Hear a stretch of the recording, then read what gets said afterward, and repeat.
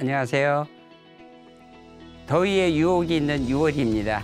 더위 속에서 치러진 6월 모평은 잘 치르셨습니까? 6월 모평을 통해서 우리는 어떠한 전략을 세워야 되고 6월 모평이 갖는 의미는 무엇일까요? 오늘 이 시간에는요, 6월 모평의 의미와 활용 방안에 대해서 알아보도록 하겠습니다.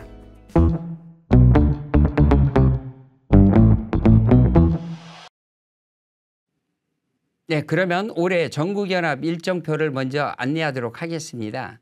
1, 2학년은 모두 4번의 전국연합 모의고사를 치르게 되고요.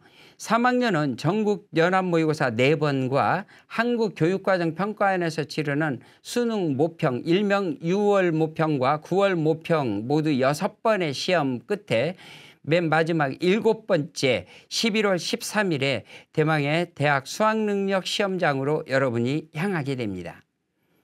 이런 연합 모의고사 시험은 왜 치르는 것일까요? 이 시험을 통해서 자신의 이치, 그 다음에 수능 문제의 방향성, 그 다음에 대학 지원 시의 기준을 정하는 것이기 때문에 대학 수학능력 시험 못지않게 여러분들이 진지하게 임할 것을 권합니다. 2026학년도 대학 수학능력 시험 6월 모의평가 지원 현황을 간단하게 표를 보면서 안내하도록 하겠습니다. 전년도 즉 2025학년도 6월 모의평가는요. 재학생이 38만 5,435명 즉 81.3%였고요. 졸업생이 8만 8,698명으로 18.7%였습니다. 그래서 총합 47만 4,133명이 치렀는데요. 1년 후에 금년도의 6월 모평은 재학생이 41만 3,685명으로 82.2%, 그 다음에 졸업생은 8만 9,887명으로 17.8% 학생이 임했습니다. 그래서 총원으로는 50만 3,572명으로서 50만 시대를 금년 6월 모평에 열게 되었습니다. 이번 6월 모평은요, 전년도 모의평가 대비해서 지원자 수 전체는 29,439명이 증가하였고요. 재학생은 28,250명, 졸업생 등 수험생은요 1,189명이 증가하여서 올해도 역시 재수생들의 강세가 예상된다고 볼 수 있겠습니다. 표를 보면서 최근 몇 년 동안의 6월 모평의 지원 증가 현황을 좀 더 자세하게 알아볼까요? 먼저 재수생의 현황을 알아보도록 하겠습니다. 2023학년도에는 7만 6,675명이었는데요. 4년 후인 금년도에는 8만 9,887명이 임하였습니다. 최근 4년 동안의 추이로 보면 졸업생은 계속 증가 추세에 있음을 표를 통해서 알 수 있죠. 이런 졸업생의 증가는 무엇을 의미할까요? 예, 재학생들의 수능 최저 충족률 저하와 또는 정시의 어려움을 초래할 수 있습니다. 그래서 재학생들은 어느 때보다도 수능 준비에 만전을 기할 것을 말씀드립니다. 그러면 이런 6월 모의평가를 가지고 어떻게 활용해야 되는지, 그 다음에 그 평가의 의미는 무엇인지에 대해서 알아보도록 하겠습니다. 먼저 모의평가의 의미와 활용에 대해서 말씀드리도록 하겠습니다. 입시는 시대의 흐름을 잘 분석하고 읽어야 성공할 수 있습니다. 여러분들이 몇 번의 모의고사를 치르고 3학년 1학기까지의 시험을 통해서 여러분들이 이제 수시 모집을 전략을 짜게 되는데요. 내신 성적을 현재의 여러분의 희망대로 되지 않았다고 그래서 무작정 정시로 임하는 것이 옳은 일인지 한번 생각을 해보시면 좋을 것 같습니다. 현재 수시 모집으로 80% 정도를 모집하고 있는 현실이고요. 2026학년도 고려대 정시 합격자 10명 중에 7명이 N수생이라는 분석이 있습니다. 여러분들이 한 번쯤 내가 수시와 정시 중에서 어느 쪽으로 치중해야 될지 한 번쯤 가늠해 볼 수 있는 기회를 다시 한번 갖기를 바랍니다. 그 다음에 또 하나는 이제 여러분들이 대학교를 한번 선택을 하게 되는데 선택할 때 진로를 보고 선택을 하느냐 아니면 진학에 중점을 맞춰서 선택을 하느냐, 즉 합격에 초점을 맞추는 거냐 내가 하고 싶은 것에 초점을 맞추느냐를 말씀드리는 거죠. 요즘에 대학의 하나의 큰 걱정거리가 그 재학생들의 전과의 급증과 또 하나는 편입생들의 급증입니다. 여러분들이 한 번쯤 나의 미래에 대해서 고민하시고 여러분들의 전략을 수립하시기를 바랍니다. 그러면 2026학년도 대학 수학능력시험 6월 모의평가 분석을 EBS를 자료를 통해서 안내하도록 해보겠습니다. 먼저 국어입니다. 국어 시험은요, 작년 수능보다는 쉬웠다고 보고요. 그 다음에 낯선 형식의 문항이 없어서 조금은 익숙한 문제 위주로 출제되었다고 합니다.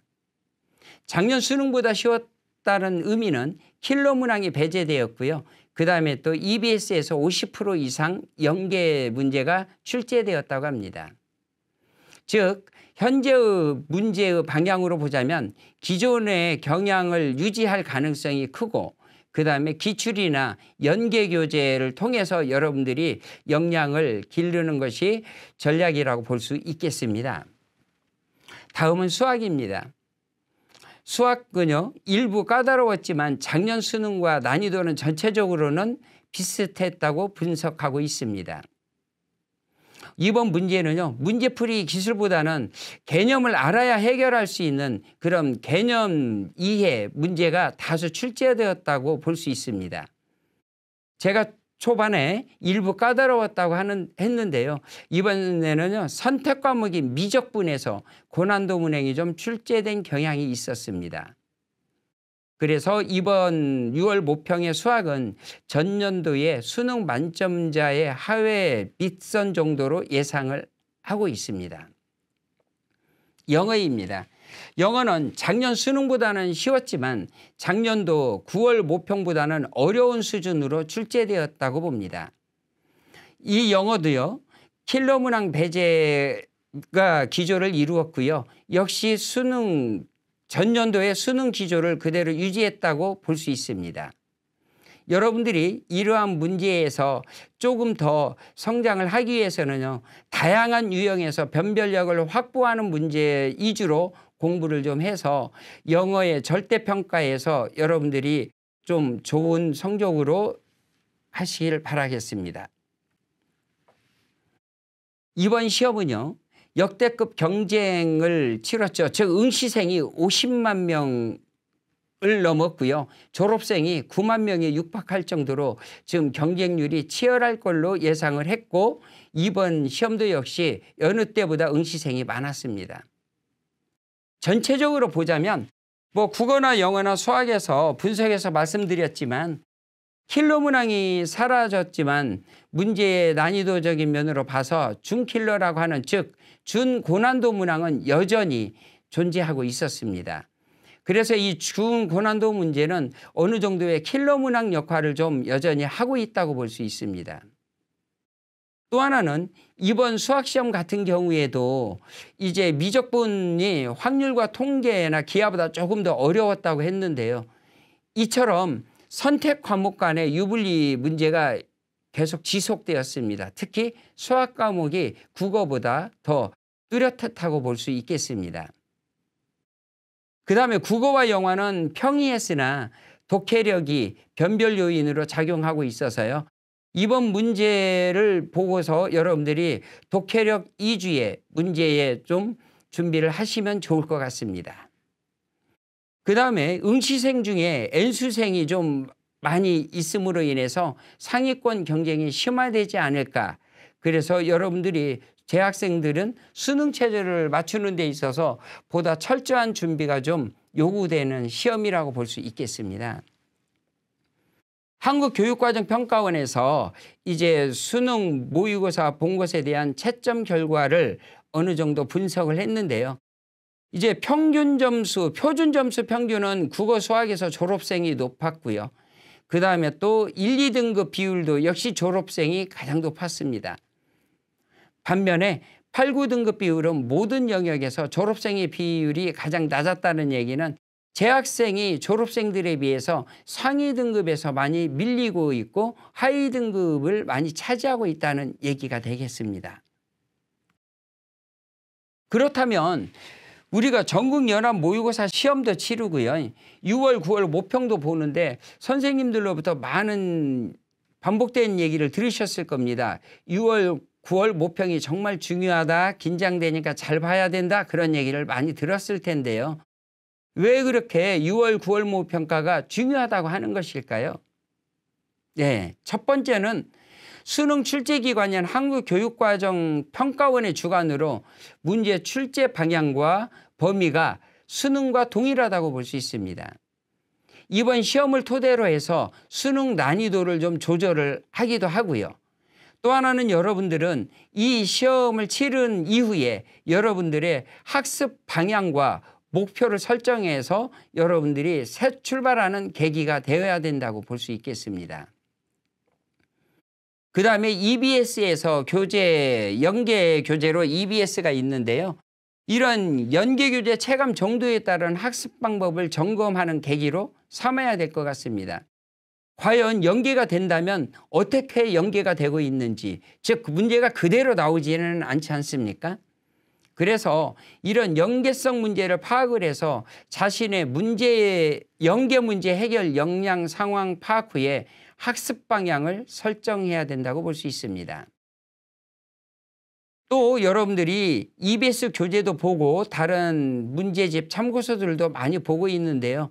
이런 EBS 연계율이 50%나 되기 때문에 학습 방식의 전환이나 심화의 계기로 삼는 계기가 되었으면 좋겠습니다. 무엇보다 중요한 것은 모의 평가 시험은 어디까지나 모의고사입니다. 수능을 위해서 중간 다리라고 볼 수 있죠. 그래서 평가 역시 이러한 문제를 분석해서 오답 정리를 함으로 인해서 여러분들이 그 틀린 문제를 내 것으로 다시 만드는 작업이 굉장히 중요하다고 볼 수 있습니다. 즉 자신의 성취 영향에 맞는 문제풀이 역량 강화, 즉 나의 현재의 상황에서 맞을 수 있는 문제를 틀려서는 안 된다는 얘기죠. 그 다음에 또 하나는 같은 유형의 문제를 또 틀려서는 안 되겠죠. 이러한 오답 정리가 그러한 중요한 역할을 한다고 볼 수 있습니다. 이 6월 모평을 통해서 여러분들이 이제 현재 학습 수준의 객관적 진단 도구가, 즉 여러분들의 현재의 수준을 알 수 있다는 얘기죠. 여러분들이 3월하고 5월 달에 모의고사 2번을 치렀지 않습니까? 그런데 그 모의고사는 대부분 재학생만 치르는 시험이었고요. 이번 6월 모평에 처음으로 재수생과 N수생이 치르는 전국 단위 시험으로서 여러분들의 어느 때보다도 상대적으로 이치를 파악할 수 있는 계기가 되는 것입니다. 그 다음에 수능과 유사한 방식으로 출제되어서 여러분들의 실점 감각 테스트의 최적이라고 볼 수 있죠. 이런 출제 경향 파악의 기준점이 되는 문제이기 때문에요. 예전에는 킬러 문항이 굉장히 많아서 힘들었지만 그러면 중킬러 문제라고 해서 쉽지는 않지 않습니까? 그러면 이런 중킬러 문제는 어떤 방향으로 출제가 되고 있는지 그런 흐름을 파악해야 되겠고요. 다른 영역과 다르게 영어는 절대평가로서 여러분들이 어느 시험보다도 등급을 확보하는데 용이한 과목이라고 볼 수 있습니다. 그래서 이 영어 시험에서 여러분들이 역량을 좀 길러서 이 영어 때문에 여러분들이 힘든 경우는 오지 않도록 하는 게 좋을 것 같습니다. 영어에서 이런 변별력 확보 방식을 좀 확인하시고요.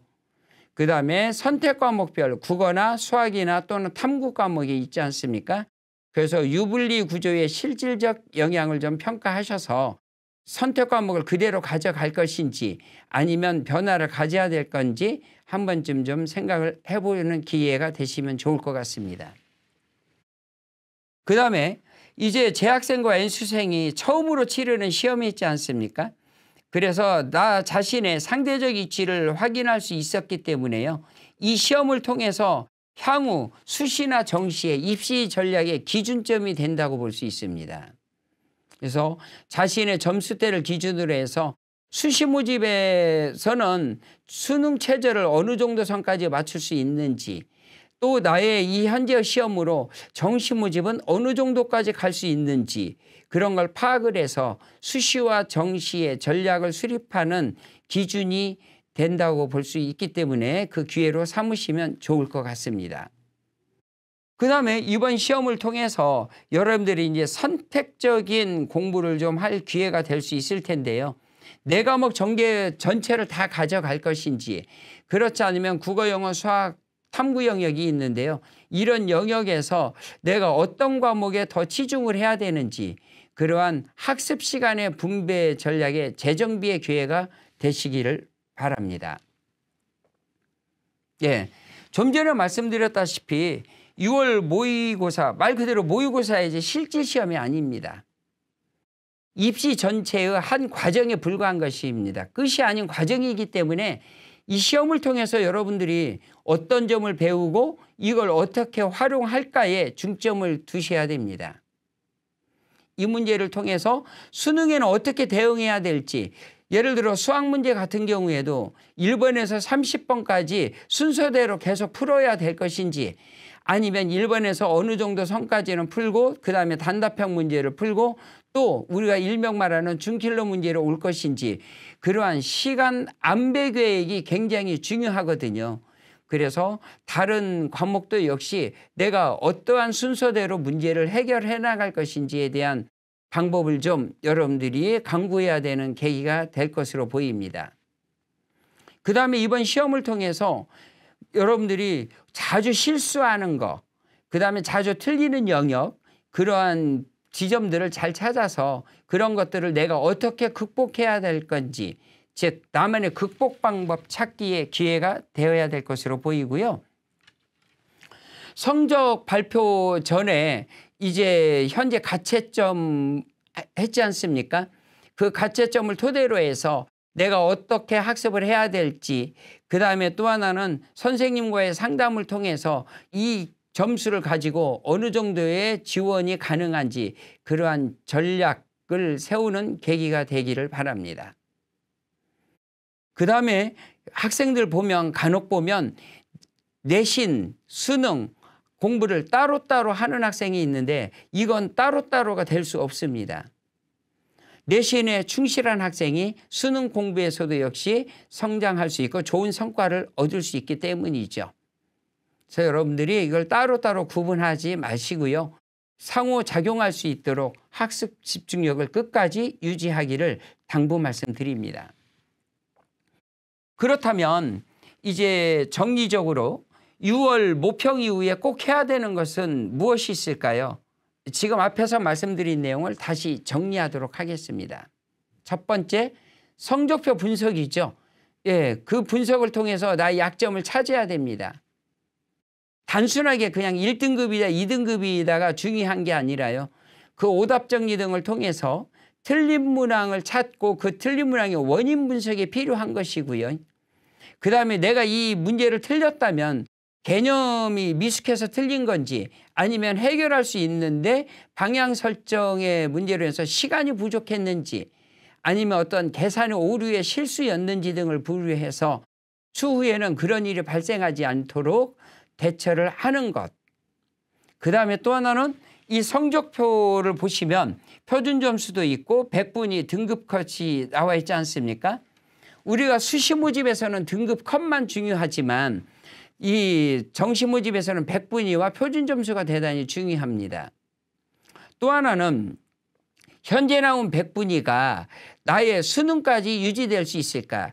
현재 N수생이 지금 이번에 거의 9만여 명밖에 참가를 안 했는데요. 실제 수능에서는 현재 예년의 예로 보면 2배 정도가 참가할 가능성이 큽니다. 그랬을 때도 과연 나의 등급이 유지될 수 있을까?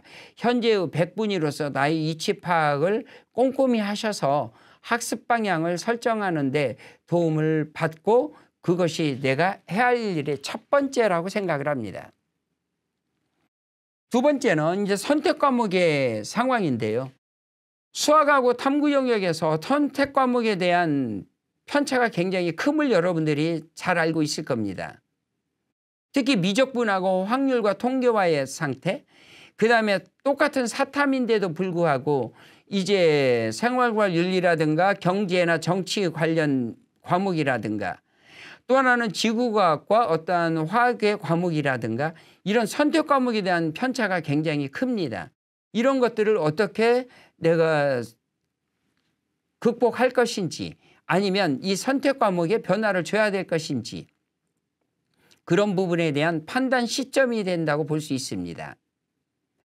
그다음에 이제 기출문제를 통해서 이러한 과목별 난이도 체감 및 또는 실질적으로 여러분들이 점수를 주어서 실무형 가능성에 체크를 해보는 계기가 되어야 될 것 같습니다. 그다음에 이제 수능까지의 학습계획 보완인데요. 6월 모평 결과에 따라서 여러분들이 어느 정도의 목표 대학이나 목표 학과가 설정이 되게 되면 그 수능 최저 충족의 가능성이 어느 정도 나올 거잖아요. 그랬을 때 내가 과연 이 현재의 6월 모평 가지고 어느 정도 선인지 내가 여름방학을 거쳐서 수능까지 갔을 때 과연 이 성적을 어느 정도나 유지할 수 있을지 더 올릴 수 있을지 그래서 여러분들이 여름방학 전까지는 이러한 부족한 과목이나 또는 부분 점검을 해서 방학 때 집중 학습을 할 수 있도록 이번에 좀 보완 계획을 세우면 좋을 것 같습니다. 특히 수학이나 국어의 중킬러 문제 대비를 강화하고요. 영어 같은 경우에 듣기평가나 또는 독해 등에서 실수를 하지 않도록 그럼 실수 방지 중심 학습도 여러분들이 계획을 세우셔야 될 것 같습니다. 그래서 결론을 내리자면 6월 모평 이후에는요. 성적표를 분석해서 약점을 찾고요. 그다음에 선택 과목 전략을 재정립하고 그다음에 수능까지의 학습계획 보완을 하고 이것이 이번 시험 이후에 꼭 해야 되는 것이라고 말씀드릴 수 있겠습니다. 그러면 이 6월 모평을 통해서 이제 전략을 세워야 될 텐데요. 6월 모평 직후에 입시 전략 수립을 위한 3단계를 말씀드려보면 첫 번째는 가채점을 통해서 나의 전국 단위의 위치 파악을 하는 것이고요. 두 번째는 이 수시 지원 기준으로서 수능으로서의 경쟁력을 파악한 다음에 즉 정시 모집으로서 어느 정도의 경쟁력이 있는지 그 파악한 다음에 또 하나는 이걸 가지고 이제 수시 모집에 어느 정도 기준까지 내가 전략을 짤 것인지 그다음에 수능 경쟁력 예측과 입시 학습 전략 수립 이런 걸 통해서 여러분들이 2월 모평에 크나큰 의미를 갖기를 바랍니다.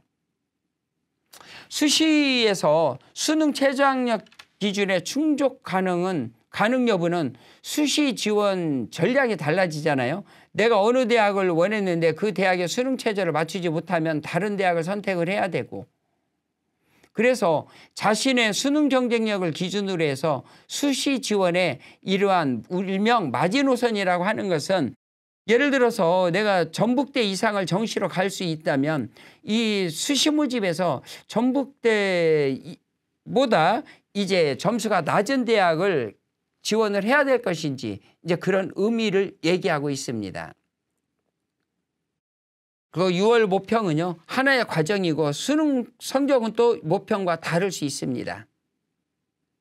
그러나 여러분들 9월 모의평가 이후에 전략을 확정을 해서 수시를 지원을 하기 위해서는요 지금 시점에서 한 번쯤 이렇게 공부에만 신경 쓰는 것보다는 현재의 성적을 가지고 나의 이제 수시 전략을 치르는 그러한 입시적 고민을 하는 것이 필요한 시점이라고 볼 수 있겠습니다. 그러면 6월 모평 이후에 수시 준비는 이제 중요한 게 뭐가 있을까요? 여러분들이 학생부 종합전형을 지원하거나 또는 요즘에는 학생부 교과전형에서도 서류를 보는 상위권 대학들이 많이 증가했지 않습니까? 그래서 마지막 이제 기회인 3학년 1학기 학교생활기록부를 점검을 해서 어떤 점을 보완하고 어떤 점을 더 심화 확장시켜야 될 것인지에 대한 점검이 무엇보다 중요한 시기가 되었다고 볼 수 있겠습니다. 그 다음에는 이제 긴장이 해이되기 쉬운 여름방학에 여러분들이 집중적인 준비를 해야 될 텐데요. 이번 모의고사 성적을 분석을 해서 여름방학이 학습 보완의 최적기임을 알고 여러분들이 준비를 하시면 좋을 것 같습니다. 이제 모든 것이 다 이렇게 준비가 되면 9월 모의평가 직후에 최종 여러분들의 수시 지원 대학이 결정되고 여러분들은 수시 원서를 접수하게 됩니다. 그러면 수시 접수에 있어서 주의한 점 간단하게 말씀을 드리면요. 일단 수시는 지원 횟수가 정해져 있지 않습니까? 그래서 여러분들이 이 6번의 전형별 지원 횟수가 있으므로 입시 요강을 꼼꼼히 살펴보시고 지원을 하셔야 되겠고요. 그 다음에 교과전형이나 종합, 특별전형 등은 지원별 지원 자격이 다릅니다. 예를 들어 서울 수도권 지역은 교과전형의 대부분이 이제 학교장 추천전형으로 이루어져 있는데 어떤 대학에 따라서는 학교장 추천전형과 또 일반전형으로 모집하는 대학들도 있습니다. 그래서 똑같은 교과전형에도 이런 지원 자격이 다르기 때문에 그러한 것들을 살펴보셔야 될 것 같고요. 원서를 쓰시면서 면접이나 또는 논술 전형을 쓰는 학생은 이런 면접과 논술 일자가 중복되는 경우가 있을 수 있는데 그런 것도 꼼꼼히 살펴보셔야 될 것 같습니다. 그 다음에 수시 모집은 등록이 아니라 충원 합격만 하더라도 정시나 추가 모집에 지원할 수 없기 때문에 수시 지원 대학 선정에 있어서 여러분들이 좀 심각하게 진지하게 고민하고 접수하시기 바랍니다. 학생부 종합전형은 지방대학보다는 수도권 지역 대학, 일명 상위권 대학에서 선발 비중이 수시에서 가장 높죠. 그리고 또 자기소개서가 폐지되면서 졸업생들이 학생부 종합전형으로 여전히 많은 지원을 하고 있습니다.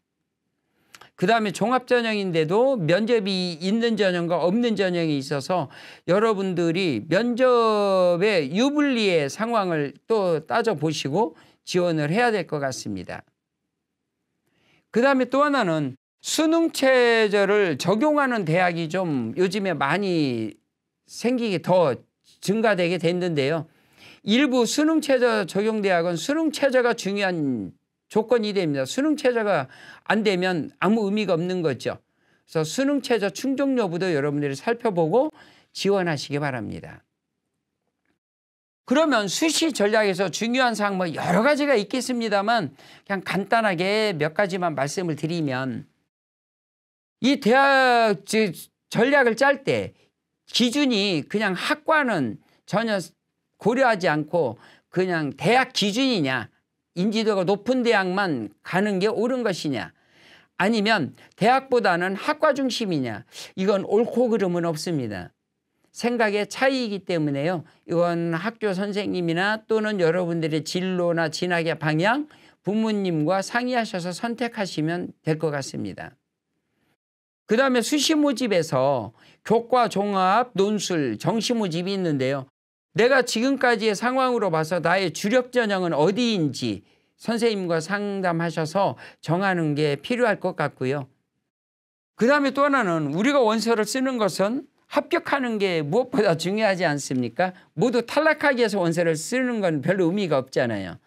즉 무슨 얘기냐면 안정적인 지원 대학 선을 정하는 게 가장 중요합니다. 그런데 여러 전형 중에서 수시 모집에서는 그래도 교과 전형이 이제 내신의 반영 비율이 훨씬 더 높기 때문에 변별력에 있어서 즉 변화의 요소에 있어서 다른 것이 끼어들기 어렵습니다. 그래서 교과 전형으로 기준을 잡는 게 좀 안전선을 정하는데 좋지 않을까라는 생각을 해보게 됩니다. 다만 종합전형은 지원의 풀, 그다음에 합격자의 풀, 이 폭이 굉장히 넓죠. 그래서 이 교과 전형으로는 나의 안전사원을 정하는 데 필요하다면 종합 전형으로 소신 지원도 해보는 그러한 전략도 필요할 것 같습니다. 여러분들, 내가 이 원서를 쓸 때 어떤 대학의 원서를 썼을 때 합격할지 불합격할지 판단을 뭘 보고 하시나요?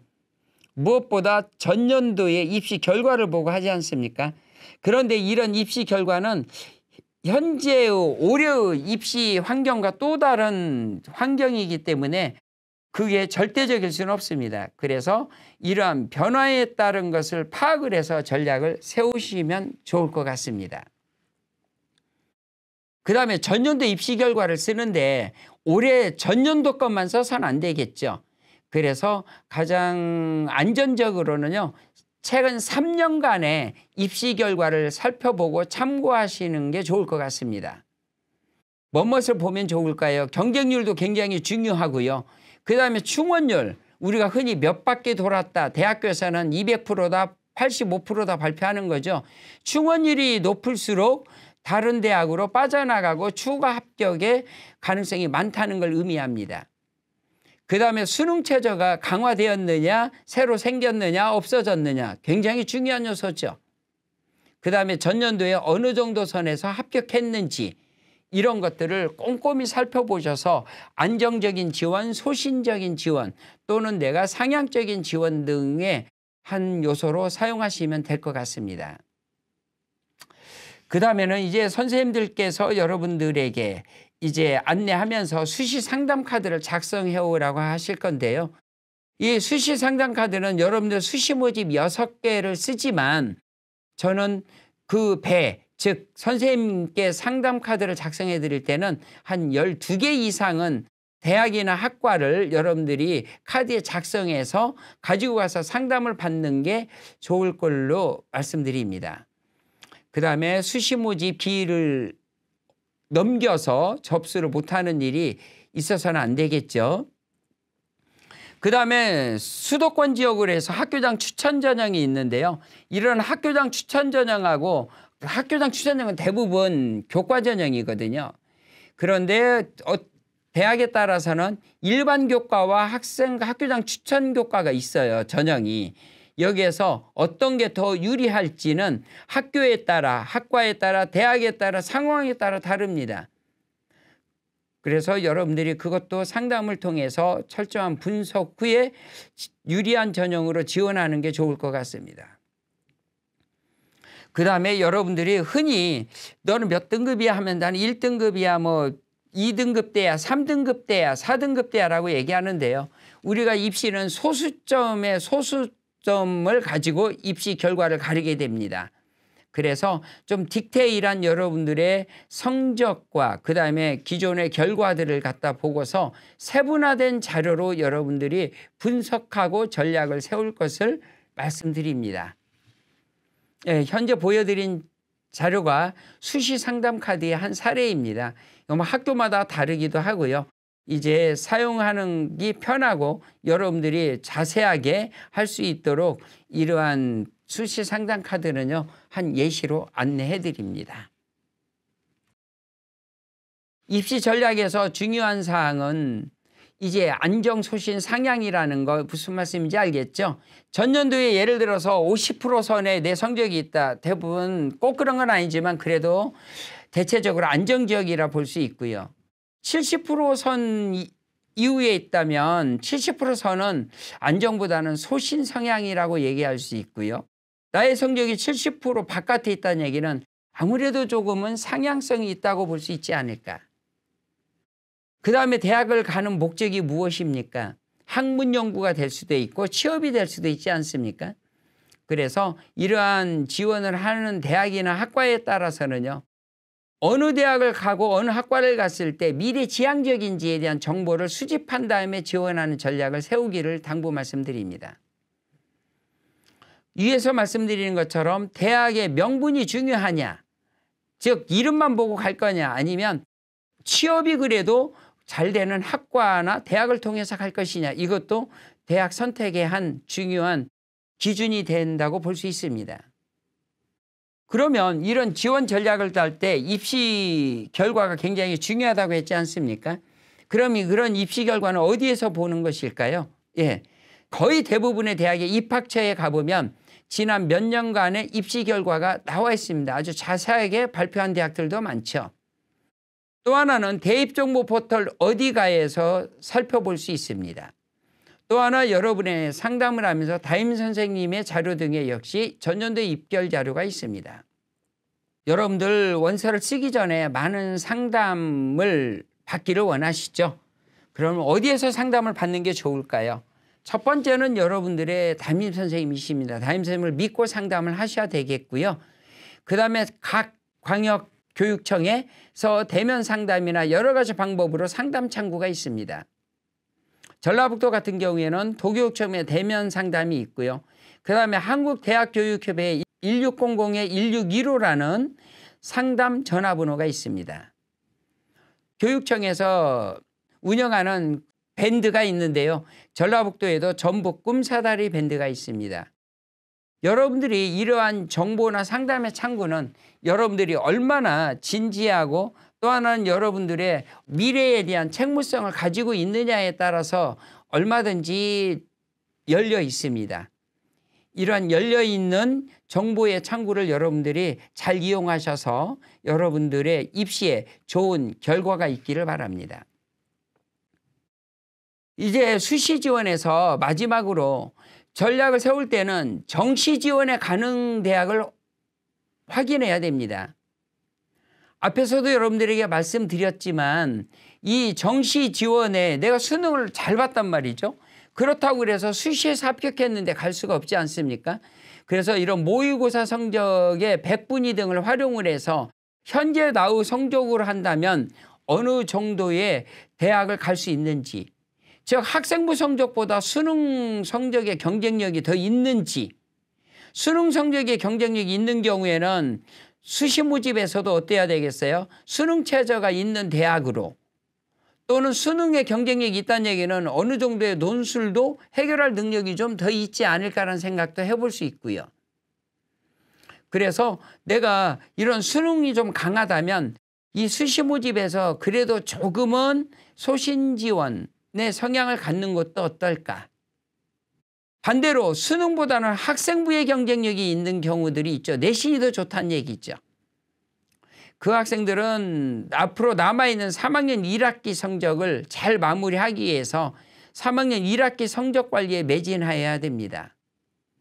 그다음에 또 하나는 수시에서 승부를 내야 되기 때문에 그 학생부 종합전형이나 학생부 교과전형에서 이 학생부의 기록 상황으로 평가를 하기 때문에 마지막 기록 관리에 매진을 하셔야 될 것 같습니다.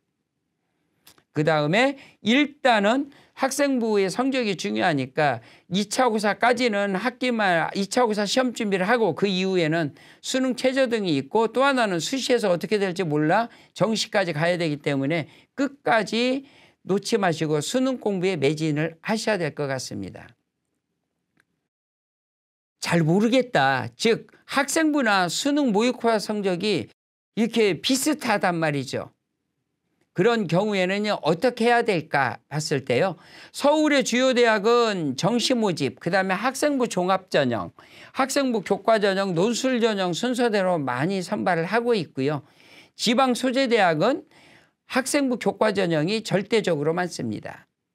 학생부 교과전형, 학생부 종합전형, 정시순으로 지방 소재대학은 학생을 선발하고 있습니다. 여러분들이 이번 긴장 속에서 6월 모평을 치렀습니다. 이 모평은 단순하게 그냥 숫자의 상황만 확인하는 것으로 끝나서는 절대 안 됩니다. 지금까지 말씀드렸다시피 6월 모평이 의미하는 바는 굉장히 중요한 것들을 많이 내포하고 있습니다. 학습 전략을 세우고 그다음에 수시와 정시의 이 진학의 전략을 세우는 절대적인 잣대가 될 수 있습니다.